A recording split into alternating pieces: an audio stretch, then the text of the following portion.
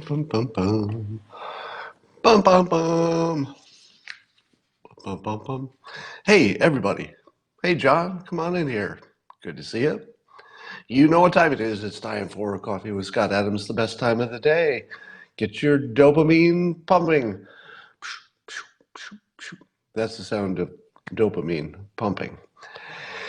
And it doesn't take much to enjoy this moment. It takes very little, actually. All it takes is a cup or a mug or a glass, a stein, a chalice, a tankard, a thermos, a flask, maybe a canteen, a vessel of any kind. Fill it with your favorite liquid. I like coffee. And join me now for the unparalleled pleasure of the simultaneous sip. Get your simultaneity going. Here we go. Ah, tingly, shivers, I tell you. Wow. Ugh. What a way to start the day. Well, I'd like to talk about all the problems in the world first.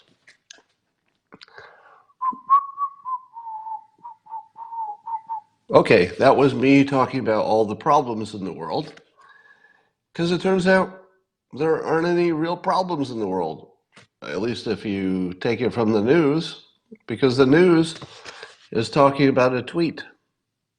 That's right. The biggest news in the world is a tweet that was worded in such a way that people feel bad for other people. When I say feel bad for other people, what I'm talking about is Anderson Cooper feeling very, very, very bad that these tweets might make other people feel bad. That's your big problem of the day. That's your headline news. Somebody's tweet makes somebody else maybe feel bad. We would ask those people to come on, but we couldn't find anybody who feels bad. And although we couldn't find anybody who actually feels bad, we could find hundreds of people who feel bad for the people who don't feel bad. Now, it used to be that if you did something that would make somebody feel bad, that was the story. Somebody did something, somebody else feels bad. Well, there's something to talk about. But we don't have that anymore. Now we have somebody does something.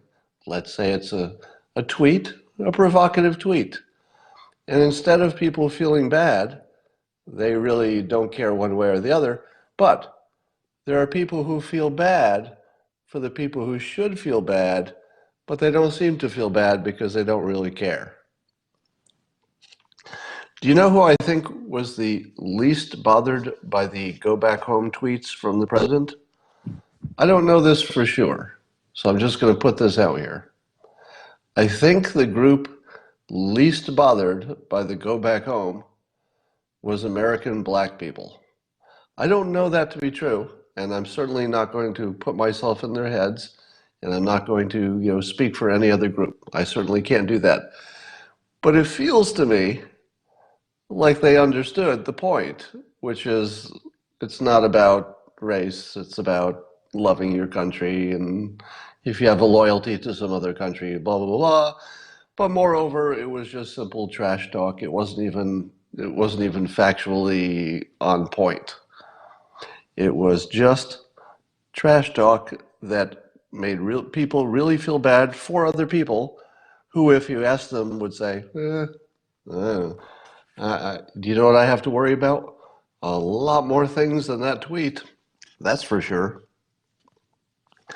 Now, have I told you? Yes, I have, many times, that the way to evaluate your filter on life, let's say you're looking at the world one way and interpreting it one way, and somebody else is looking at it another way, whether it's this presidential tweet. Some people say, my God, it's a racist outrage, and other people say, it's just trash talk, it's nothing. Very different filters. One of the things that you can do to test your filter, to see which one is the right one, is to see which one predicts better. One of the filters predicts that the president will do a bunch of racist stuff, and that people who are good at spotting racist stuff will notice.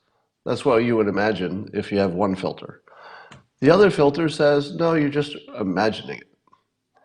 I did do the simultaneous sip. You missed it.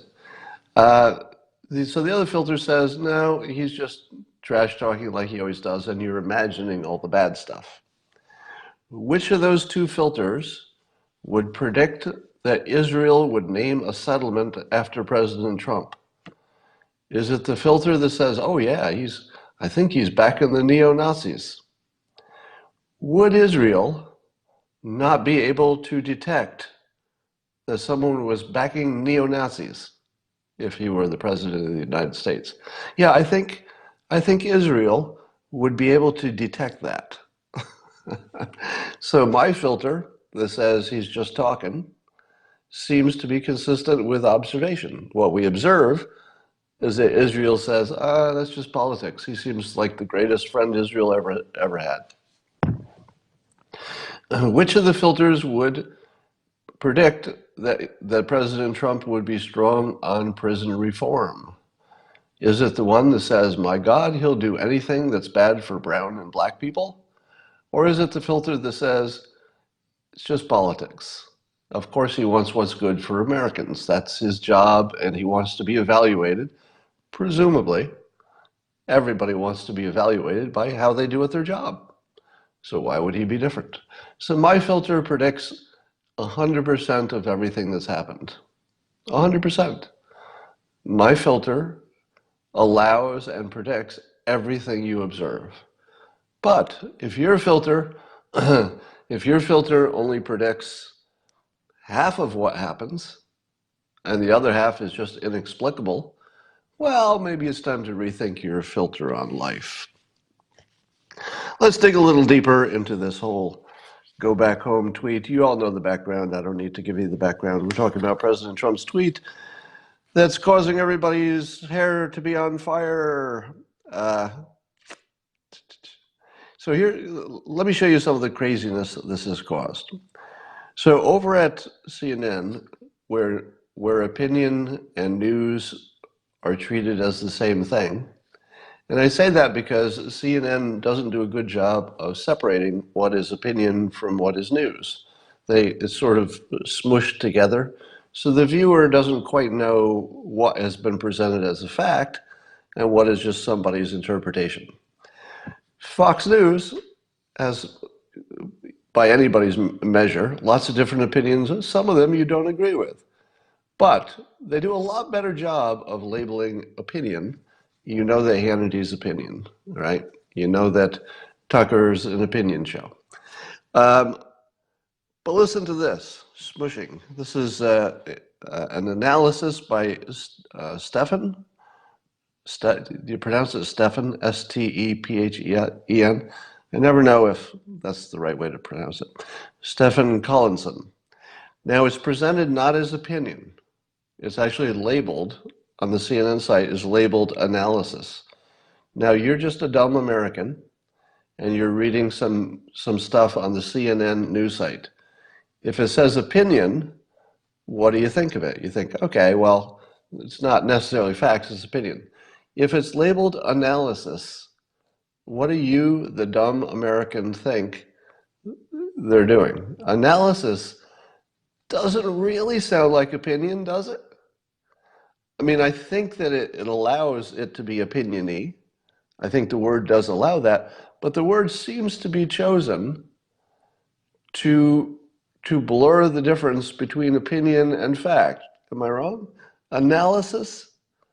So here's what Stephan Collinson's analysis says.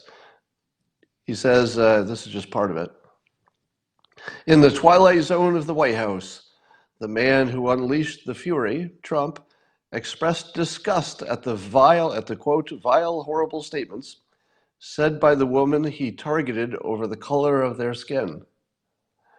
So on a CNN site labeled analysis, they slip in this unsupported statement, he targeted over the color of their skin. What? What? At what point did the president target somebody over the color of their skin? It's presented like, well, that's obvious. There's no point in supporting this fact. Everybody can see it. That's not in evidence. Do you know who else President Trump told to go back home? The British ambassador. Correct me if I'm wrong, did he not send the British ambassador packing and call him stupid? Come on, it just happened. He just told the British ambassador to go back home. He didn't use those words, but is that the important part? He told him, he said he was stupid, incompetent, had never met him, and well, he probably met him, but didn't even know who he was, and told him to go back home. Yeah, the British ambassador. Did anybody say that the president is prejudiced against British people? No. So, to me, what Stephen Collinson did here by putting this sentence in his analysis, said by the women he targeted over the color of their skin, to me, that's a racist statement, isn't it? And my point being that if all you're doing is talking about whether or not somebody acted about race, and the frame is race, and everything's race, and race, race, race, isn't that making things worse?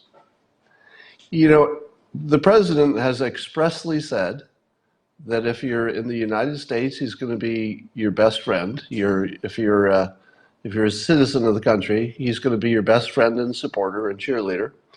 And if you're not, you're on the other team, and he doesn't hate you, but he's going to compete against you and make sure that his team does better than the other teams. Now, that's the frame that he's continually and clearly put on all of his political actions.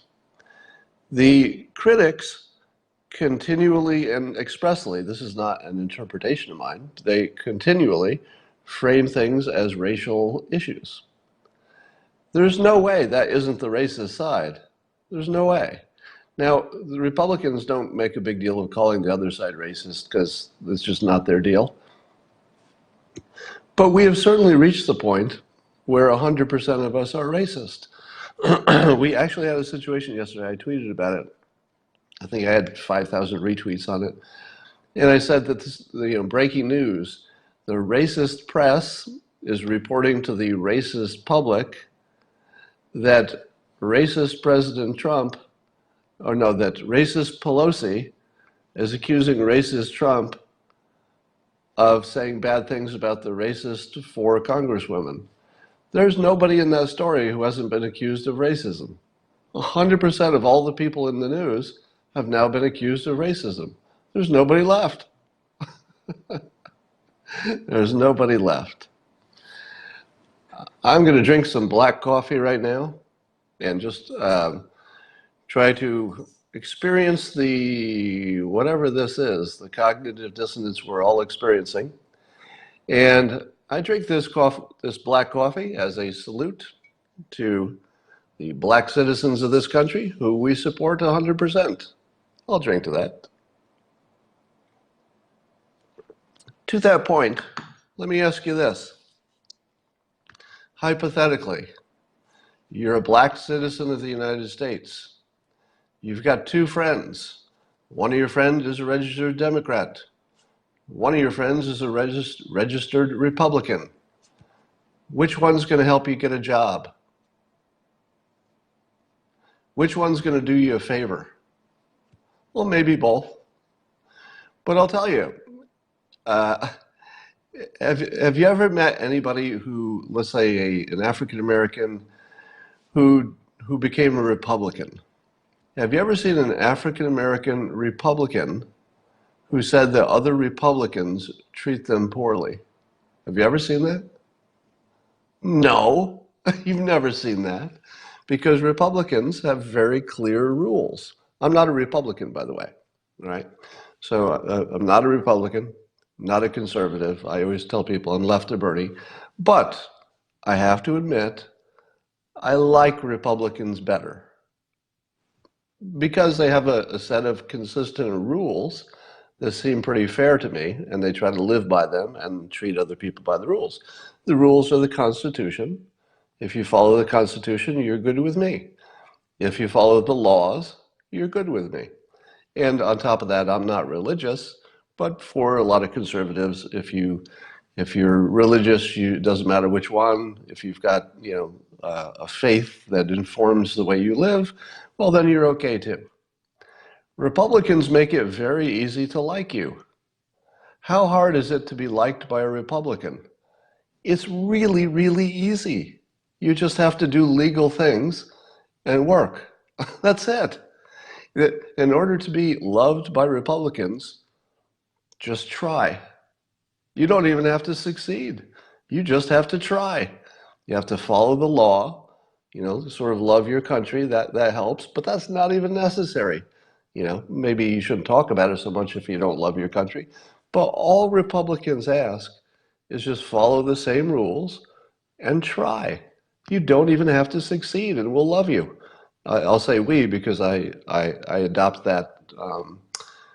I adopt the philosophy of if we're all here trying, doing our best, following the same set of rules, and respecting the same set of principles, that we're all good. I can't imagine what it would be like to be a person of color and be in the Democrat orbit. Because over there, you've got to be good with a lot of different things. Yeah, it's sort of eggshells over there. Well, I was good on this, but did I become a misogynist accidentally? And have I done everything fairly and just the right way? Well, I think that something important has happened because of this tweet. It seems to me that the charges of racism against each other have uncovered a truth that, like the dog that wasn't barking, it's a truth that we should rejoice at. During the time that we have been talking nonstop about whether the words "go back home" are really racist or just trash talk, while we've been discussing that, how many real examples of racism have been reported in the news? Right? Think about it. How many actual examples of somebody, I don't know, didn't get a job, got rejected from something, I don't know, there was a racial murder. I'm sure that these things are happening somewhere around the country, but we just have been jabbering nonstop about a couple of words in a tweet because it's the worst thing happening. Is there anybody here who, well, let's say that, is there anybody here who has negative feelings about, I'll just pick an example, any person of color, so long as they're following the rules, meaning the Constitution, the rule of law, working hard? Is there anybody here who has any bad feelings about anybody who does those three things? Respect the Constitution, follow the law, work hard, even if you don't succeed. Everybody here respects that. I'll bet. I'll bet there are zero exceptions. And this is a pretty, we've got what, 2.3 thousand people watching this live. I'll bet there are zero people here. Zero out of thousands. I'll bet there are zero people who would feel bad about any person of color, any gender, any other anything, as long as you follow the rules. Same rules everybody else is following. That's it. We'd love it if you loved your country, but it's optional. Just follow the rules and try. Just try. But if you're over on the Democrat side, I don't know what the standards are over there. It must be harder. CNN has just completely gone into crazy land. They actually had white nationalist Richard Spencer on because I guess they thought they could get him to say some quote that sounded like positive for President Trump, and then they would paint President Trump with Spencer. So Spencer's a white nationalist, I guess. And here's what he said. So Richard Spencer complained on CNN that Trump, quote, wasn't going far enough, saying he gave the movement nothing. So in other words, the leader of the white nationalist movement is saying that Trump is giving them nothing. CNN invited invited him on to get some, some love of Trump, I guess, so that they could paint Trump by this guy's reputation. And the guy says, he's given us nothing. Yes, that's exactly right. He's given you nothing. But, he goes on, outside racist tweets, what do you say? They seem like they came from a drunk uncle. So Richard Spencer says the only thing we've gotten from the president is, in Spencer's opinion, quote, racist tweets that look like they came from a drunk uncle. Now, here's the problem.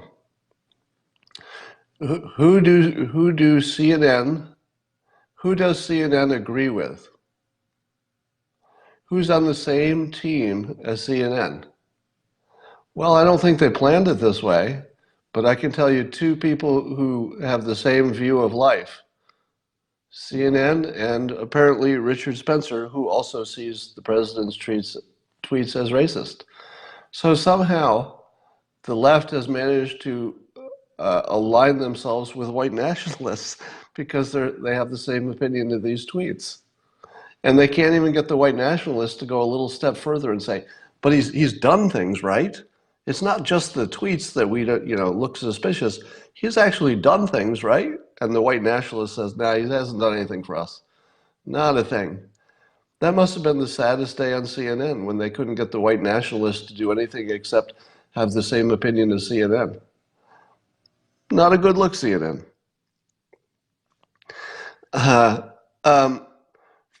Does it seem to you that now that everybody's a racist, meaning that literally just everybody's racist, and by the way, I don't say this with hyperbole when I say that the squad looks racist to me. I mean, they look racist in the sense that they're framing things in racial terms and they think that something should be done differently because of something race. I think that's racist. Now, here's, you want to hear the funniest thing that I heard this morning? I wish I could give credit. Did I tweet it? I wish I could give credit because it's so brilliant. So if you're on this Periscope and you're the one who said this, it's a brilliant thought. It starts with this. Did you notice that there was some science recently? I don't know how recently, but there's some science to support the idea that you're born conservative or born liberal. And that one of the defining characteristics is that I guess conservatives they're more creeped out by yucky stuff. They're more easily disgusted and more easily concerned about security and fear.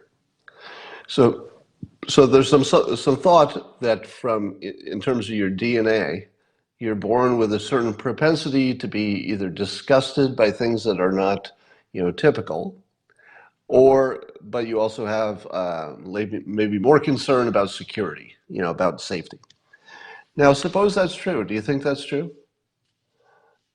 Somebody says Jordan Peterson has talked about this for a long time. Now, let's say that's true. Now, let's also say that the squad and others have been mocking conservatives for a lot of different things. Is it not true that are these two things in evidence? Are these facts? So you can fact check me now. Fact one, science says that being conservative or liberal is at least partly genetic. You're born that way. Partly. True. Is it also true that the people on the left mock conservatives in general? They mock them specifically, but they also mock them in general. Is that true? It is true.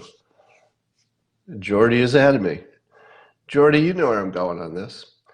If your political view is that you're mocking people because of things that they can't change, in other words, genetic traits, in this case, the genetic propensity to be a conservative, you are, by your own definition, a bigot.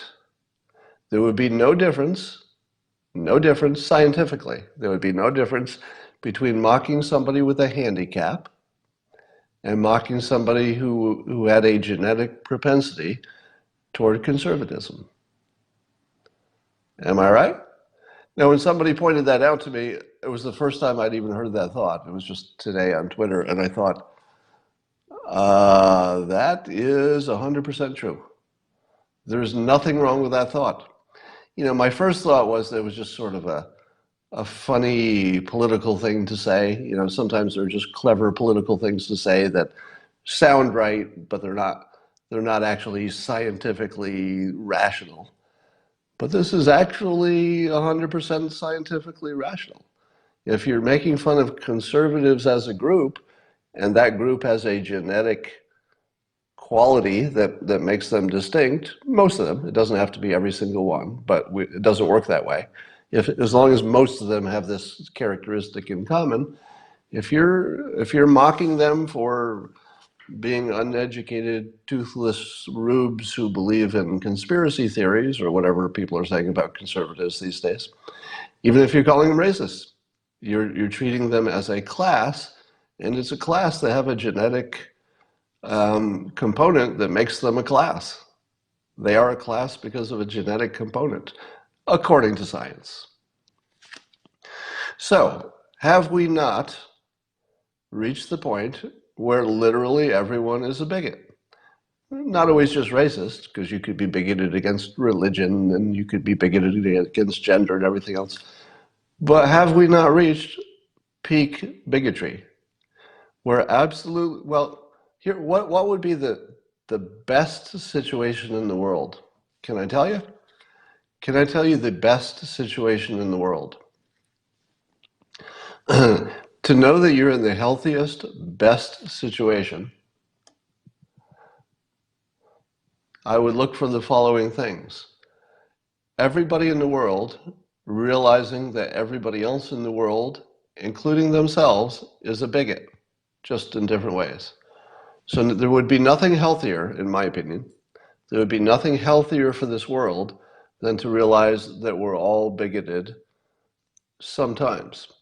Because in my view, that's the moment of greater understanding. I would say that the people who would call themselves woke are a level below where they need to be. There's a level above woke that's enlightened. Woke says we must make a separation between these people who are bigots and the good people who are not. That's what woke means, right? There's some people who are not bigots, they're the good people, and we should put some pressure on the people who are bigots to make them less bigoted. That's woke. The level above woke is enlightened. Enlightened says being less bigoted is not an option. We're all bigoted because we have a human brain. The human brain is not it's not a rational device. The human brain operates on patterns, and we're not good at patterns. Those are the two things you need to know about the human brain. It operates mostly on patterns, and number two, we're not good at it. We see patterns where there are none, and then we say, hey, it's a pattern. I guess I'll treat this like the next one will be in the same pattern, even if it isn't, because it's all I have to go on. I usually don't have complete information about my reality, so I have to look for these little patterns and use them as sort of a proxy or a guide to what's going to happen. So I would say that we may have completely accidentally President Trump's actions and our reactions to them have gotten us to the borderline between woke, where one person's calling another one a bigot, and enlightened, where we realize we're all bigots. We're all bigots because you can't turn off pattern recognition, and number two, you're not good at pattern recognition. Those are the things you need to know. Now, what do you do with it? What would an enlightened person do with the knowledge that bigotry is universal and it's not something the other guy does? What would you do differently when you achieve that enlightenment? Well, if you're a good person, in my opinion, all right, so here's my personal philosophical opinion. There's no news or fact here. This is my opinion. You could choose to reject it or accept it. In my opinion, the best you can do as a person, the most respect I will give you, is if you say to yourself, yeah, we're all bigots. Sometimes it happens to me, and I'm going to use my best social reasoning to overcome it. I'm going to try to overcome it. If you're saying that, you're the best person a person can be. A person who says, I'm not a bigot and you're a bigot, are operating at a lower level of enlightenment. If they say, you're a bigot and oh my God, sometimes I am too, you're operating at a higher level. And then in order to be responsible, to be a responsible citizen of the world, operating at that higher level where you say, yeah, it's all of us, but what can I do about it? If you're saying, what can I do about it? You're good in my book. You're completely good. You're just dealing with how do you deal with the fact that the human brain is a pattern recognizing machine and we're not good at it? So I think the president has laid bare the fact that everybody's a bigot. That's a fact I think we can no longer ignore. Would you say? I would say that the entire conversation about the squad, the entire conversation about immigration, the entire conversation about whether conservatives or liberals are the good ones, that entire conversation should be revealing in the clearest possible way that woke is broke and that there's a level above it.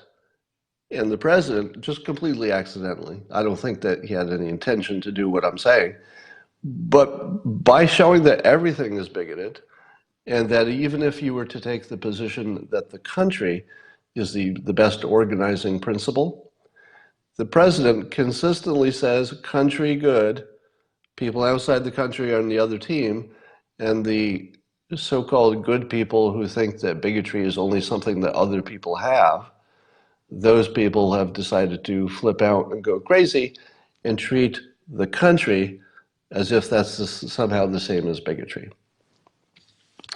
So we may have completely accidentally blundered into a new level of enlightenment that I think is important. Let me give you a positive thing. So without getting into details of my personal life, I was listening to a conversation from some preteens, teens actually, some young teens in my local area were having a conversation, and I was listening to it. The entire conversation was about race. It was people talking about their friends, and they were saying, this friend is one of these, and this friend is one of these, and these people talk this way, and these people have this funny accent, and these people have this characteristic, and my first reaction to it was shock, because all they talked about was race. My second reaction was that they all loved each other, which was shocking, because the way they were talking about race was not really negative. In fact, it was jokingly negative in the way that teenagers joke, but it wasn't negative in their hearts. You could tell that there was affection, and that race was a conversation, and that they were sort of, let's just say they were, what would I say? They were interacting with the differences. They were talking about the differences. This group have these tendencies, whatever. But none of it seemed mean-spirited. It seemed like there's another. It seems like the generation coming up talks about race completely explicitly and all the time because it doesn't mean the same thing. It's lost its power. Now, I'm not sure that this would be the same everywhere and with every group, but it's just one of those little things you see and you say, wow, it looks like it lost its power because the people who were talking were, it was a mixed group. So I hope that's a good thing, and I hope it's not, I hope I'm not misunderstanding what was going on there. But it looks like, and I've seen this before, by the way, it's not the one conversation I've seen it, but it seems like the next generation is going to be just having fun with the differences, but not taking them too seriously, which would be a gigantic leap forward for civilization, I think. All right. Let's talk about something else. This is one of the complaints. I think this was on CNN or somewhere. I think it was on CNN. There's some analyst said that about Trump and his comments about the squad. Someone said that he's playing a risky political game, though it may be the only one he really knows how to play. And I'm thinking you have to dig pretty deeply to find something to insult the president for if he has a strategy that keeps working. Yes, his strategy keeps working, but okay, what can we say about a strategy that keeps working? It may be the only one he really knows how to play. Well, if there's only one strategy that might work, and it's the one that he uses, and it works, is it really an insightful analysis to say it may be the only one he knows how to play? Yeah, he doesn't know how to play the losing hands. He doesn't know how to do the things that don't work. What does that even mean? Everybody knows how to do things that don't work. Now compare President Trump to a normal politician. So Mitch McConnell, of course, got dragged into all the controversy. And CNN's Manu Raju asked McConnell, what would he say if someone told his wife, Elaine Chao, Trump's transportation secretary, what would McConnell say if somebody told his wife to, quote, go back to where she came from, which would be Taiwan, I guess.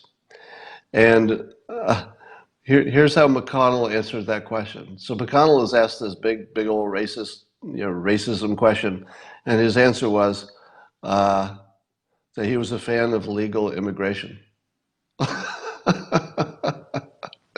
McConnell just sucked all the life out of the question. It's like, what would you say if somebody told your wife to go home? What would you say, Mitch McConnell? Huh? Take the bait. Take the bait, McConnell. You'll do it. Do it. We're going to get a quote out of you. You're going to be all over the news. Wait till you say something stupid, Mitch McConnell. What are you going to say to that? We're going to ship your wife back home. What would you say to that? And McConnell says, I'm a big fan of legal immigration. And everybody says, I'm not even sure that's on topic, but okay, you just bored us to death, and we did not get a quote out of you. All right. So I saw some speculation that Iran might be convinced that President Trump is going to be reelected. I don't know how they would be convinced of that exactly, because the polls clearly say that Biden will win, but all the smart people are pretty sure that Biden doesn't have a chance. So I don't know how Iran is clever enough to sort that out, because it seems like they would look at the polls and say, well, it looks like every single Democrat who's in the top four could beat this president, so we don't have to deal with this guy. He's going to be gone in 2020. But I think that Iran is clever enough that they listen to the right people, and the right people are saying, it's not going to be Biden. And it looks like Trump is cruising to re-election.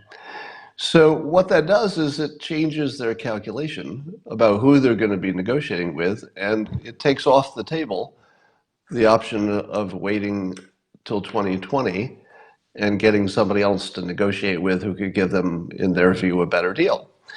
So the fact that the president's re-election looks like there's likely gives the United States a tremendous bargaining advantage. And it's created, I think Iran is in this weird little zone where they're trying to make noise and they're trying to cause a little bit of trouble, but they don't want to cause a lot of trouble because this president has created an impression that he is unpredictable and you don't know when you're going to cross his line. They probably thought they crossed his line, already, but he played it cool, and now they're thinking, all right, well, I don't know if we do a little more than that. Are we going to get, bombed if we do a little more than we've done? But doing less than we've done isn't going to make any difference. So what are you going to do? So I think the president has put Iran in a position in which their incentive to negotiate is pretty high. And I'll say this again because it's so shocking. Peace in the Middle East, just, the phrase peace in the Middle East sounds so ridiculous that you tell yourself, well, that's not even a thing. It's a perpetual war zone. It will always be a perpetual war zone. And on some level, that might be true, at the small level. But just think about this. At this point in time, with this president, and some of it's luck, but some of it is the way they treat the Middle East and the leaders there, etc. President Trump has gotten the Middle East, not by himself, but he's a big part of it. The Middle East has reached a point where peace, a broad peace for the entire Middle East, is down to one guy who's in his 80s, the Ayatollah Khomeini. So if the supreme leader of Iran ever decides to negotiate in good faith, we don't know if he ever will, but he's the last person. Now, maybe there's somebody behind him who, if he were replaced, maybe it would be just the same. But there's just one position. Just one person has to change their mind, and we're done. Just one person has to say, I don't think anything that we do is going to change the reality that Israel exists, and it's going to keep existing. Just one person. Think about that. Have we ever been this close that one person just needs to change their mind? And that one person is under tremendous pressure, internally and externally, to change his mind. Some people are asking me about Turkey. Turkey is a weird situation because they're a NATO ally. At the same time, we didn't want them to have anti-aircraft missiles, because I guess they're taking shipment of some Russian anti-aircraft missiles. So I don't quite understand our position on Turkey, because either you're a NATO ally or you're not. If you're a NATO ally, do we care that you have a way to defend yourself? I don't think that buying Russian missiles is our first choice, but it's not the worst problem in the world, is it? Are we going to bomb Turkey? I don't think we're planning on bombing Turkey. So why do we care if they have good anti-aircraft? And by the way, who is Turkey defending against? I don't know the answer to that. Can somebody tell me, who does Turkey think is going to attack them from the air? Why am I just thinking of this now? I don't even know why Turkey has a threat. Does anybody even know? Because ISIS doesn't have an air force. They are an occupied NATO ally, somebody's saying. Well, I don't know what that means. Yeah, they don't need anti-aircraft missiles because of immigration. They don't need it because of their neighbors. Not really. Do you think Turkey has a risk from Iraq? Does Turkey have a risk from Iran, from the air? I don't think so. But I don't know, I guess they need them. So if those are the problems that we have, that one of our allies is buying weapons from somebody else, I don't know if we have the biggest problem in the world. But I think we're very close to something like peace in the Middle East. One person away, and that person is tipping. That person is leaning.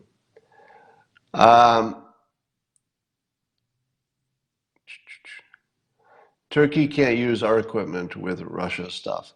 Yeah, well, I'm sure that we would rather sell Turkey our own American equipment, and there are probably lots of strategic and other advantages in doing that.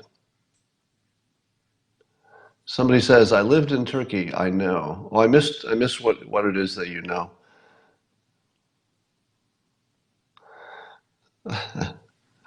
Internal coups, Greece. Everybody has a different idea of why Turkey needs anti-aircraft missiles, but I guess we're all guessing. All right, I think we said what we need to say.